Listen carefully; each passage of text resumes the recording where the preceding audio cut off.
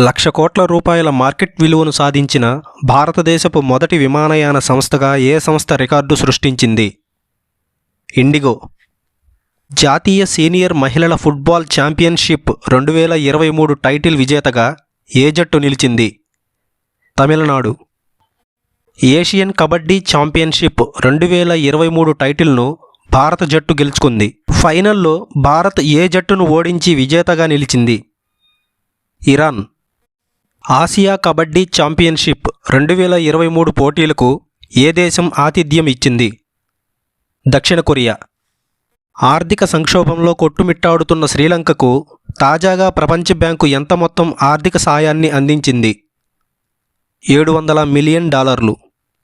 World economic forum విడుదల చేసిన energy transition ఇండెక్స్లో భారత్ ఎన్నవ స్థానంలో నిలిచింది? 67వ స్థానం. వియన్నాలోని United Nations office for outer space అఫైర్స్కు డైరెక్టర్గా నియమితులైన భారత సంతతి శాస్త్రవేత్త ఎవరు? ఆర్తి హోలా మైని. టెస్టు క్రికెట్ చరిత్రలో వరుసగా 100 అంతర్జాతీయ టెస్టు మ్యాచ్లు ఆడిన తొలి బౌలర్గా ఇటీవల ఎవరు ఘనత సాధించారు? Nathan Lyon, Australia. 2023 జూన్ 27న ప్రధానమంత్రి నరేంద్ర మోదీ ఒకే రోజు ఎన్ని వందే భారత్ ఎక్స్ప్రెస్ రైళ్లను ప్రారంభించారు? 5. 2023 జూన్లో G20 3వ ఇన్ఫ్రాస్ట్రక్చర్ వర్కింగ్ గ్రూప్ సమావేశాన్ని ఏ నగరంలో నిర్వహించారు? రిషికేష్. కిరియాకోస్ మిట్సోటకీస్ 2023 జూన్లో ఏ దేశ ప్రధానమంత్రిగా వరుసగా రెండవసారి ఎన్నికయ్యాడు? గ్రీస్. భారత్కు చెందిన ఏ ప్రముఖ గాయకుడు, సంగీత దర్శకుడికి బర్మింగ్హామ్ సిటీ యూనివర్సిటీ ఇటీవల గౌరవ డాక్టరేట్ను ప్రదానం చేసింది? శంకర్ మహదేవన్. ఫిన్లాండ్ నూతన ప్రధానమంత్రిగా ఎవరు ఎన్నికయ్యారు? పెట్టేరి వర్పో. భారత వైమానిక దళానికి చెందిన తేలికపాటి యుద్ధ విమానం MK2 తేజస్ జెట్ ఇంజిన్ల తయారీ కోసం హిందుస్థాన్ ఏరోనాటిక్స్ లిమిటెడ్ ఏ అమెరికన్ సంస్థతో ఇటీవల ఒప్పందం కుదుర్చుకుంది? GE aerospace. ప్రఖ్యాత జర్మన్ పీస్ ప్రైజ్ను ఏ ప్రముఖ రచయితకు ఇటీవల ప్రకటించారు? సల్మాన్ రష్దీ. ఫుట్బాల్ చరిత్రలో 200 అంతర్జాతీయ మ్యాచ్లు ఆడిన తొలి క్రీడాకారుడిగా ఎవరు వార్తల్లో నిలిచారు? Cristiano Ronaldo, Portugal. అంతర్జాతీయ ఒలింపిక్ కమిటీ స్థాపనకు గుర్తుగా ఏటా ఏ రోజున అంతర్జాతీయ ఒలింపిక్ దినోత్సవాన్ని నిర్వహిస్తారు? జూన్ 23. హాకీ ఇండియా జూనియర్ పురుషుల జాతీయ ఛాంపియన్షిప్ 2023 టైటిల్ విజేతగా ఏ జట్టు నిలిచింది? Madhya Pradesh. Indian pharmacy fertiliser cooperative limited nano liquid urea ఎగుమతుల కోసం ఏ దేశానికి చెందిన కపూర్ ఎంటర్ప్రైజెస్ సంస్థతో ఇటీవల ఒప్పందం కుదుర్చుకుంది? అమెరికా. ఎకనామిస్ట్ ఇంటెలిజెన్స్ యూనిట్ తాజాగా రూపొందించిన నివేదిక ప్రకారం ప్రపంచంలోనే అత్యంత జీవనయోగ్య నగరం ఏది? వియన్నా. ఏకలింగ వివాహాలను చట్టబద్ధం చేసిన తొలి బాల్టిక్ దేశంగా ఏ దేశం వార్తల్లో నిలిచింది? ఎస్తోనియా. భారతీయ రిజర్వ్ బ్యాంక్ డిప్యూటీ గవర్నర్గా ఇటీవల ఎవరు 3 ఏళ్ల కాలానికి నియమితులయ్యారు? స్వామినాథన్ జానకిరామన్.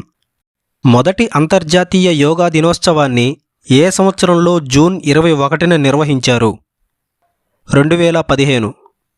2023 జూన్లో ఏ దేశంలో నిర్వహించిన బహుళ జాతీయ శాంతి పరిరక్షణ సైనిక విన్యాసాలు ఎక్సర్సైజ్ కాన్క్వెస్ట్లో భారత సైన్యం పాల్గొంది? మంగోలియా. భారత్లో నిర్వహించిన స్క్వాష్ ప్రపంచ కప్ 2023 టైటిల్ విజేతగా ఏ దేశం నిలిచింది? ఈజిప్ట్. మహాత్మా గాంధీ అంతర్జాతీయ శాంతి పురస్కారం 2021ని ఇటీవల ఏ సంస్థకు ప్రకటించారు? గీతా ప్రెస్. ఇండోనేషియా ఓపెన్ 2023 టోర్నీలో పురుషుల డబుల్స్లో స్వర్ణం గెలిచి ఈ టోర్నీ చరిత్రలోనే డబుల్స్లో స్వర్ణం గెలిచిన తొలి భారత జోడీగా ఎవరు చరిత్ర సృష్టించారు? సాత్విక్ సాయిరాజ్ మరియు చిరాగ్ శెట్టి. దక్షిణ ఆసియాలోనే తొలిసారిగా ప్రపంచ బ్యాంక్ ఏ నగరంలో రోడ్ సేఫ్టీ ప్రాజెక్టును ప్రారంభించింది? ఢాకా. ఫీఫీ అండర్-20 ప్రపంచ కప్ ఫుట్బాల్ టైటిల్ విజేతగా ఏ జట్టు నిలిచింది? ఉరుగ్వే.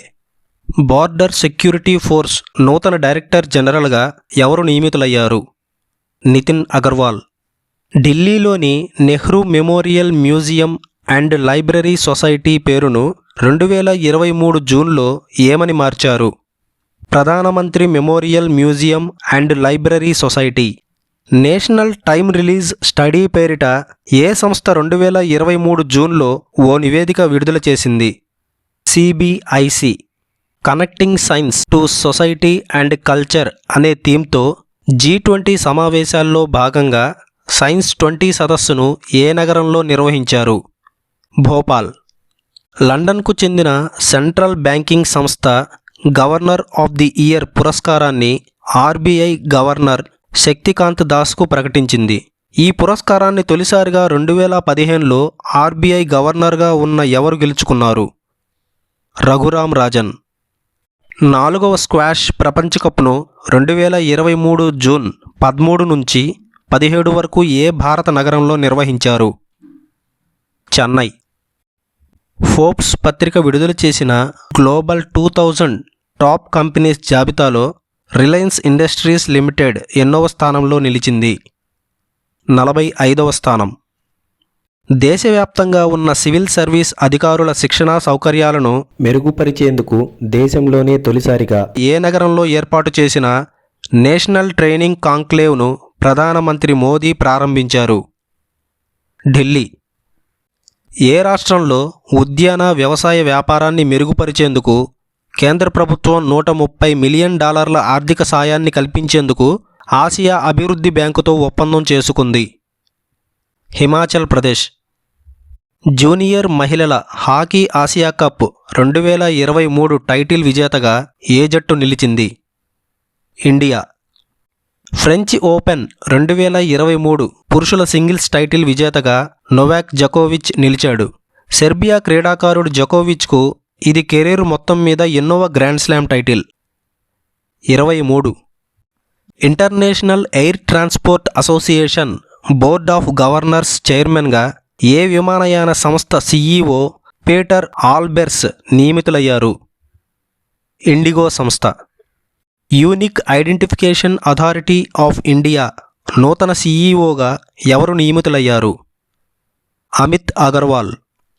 నేషనల్ టెస్టింగ్ ఏజెన్సీ నూతన డైరెక్టర్ జనరల్గా ఎవరు నియమితులయ్యారు? సుబోధ్ కుమార్ సింగ్. 2023 జూన్లో అరేబియన్ సముద్రంలో ఏర్పడిన బిపర్జోయ్ తుఫానుకు ఏ దేశం ఆ పేరు పెట్టింది? బంగ్లాదేశ్. హార్వర్డ్ యూనివర్సిటీకి చెందిన ఆర్థిక శాఖ వైస్ ప్రెసిడెంట్, చీఫ్ ఫైనాన్షియల్ ఆఫీసర్గా నియమితులైన భారత అమెరికన్ మహిళా ఆర్థికవేత్త ఎవరు? Ritu cholera. World test championship ఫైనల్లో సెంచరీ సాధించిన తొలి బ్యాట్స్మెన్గా ఎవరు ఘనత సాధించారు? Travis head, Australia.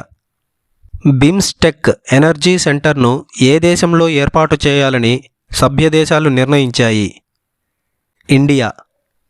2008 నుంచి ప్రపంచ మహాసముద్రాల దినోత్సవాన్ని ఏ రోజున నిర్వహిస్తున్నారు?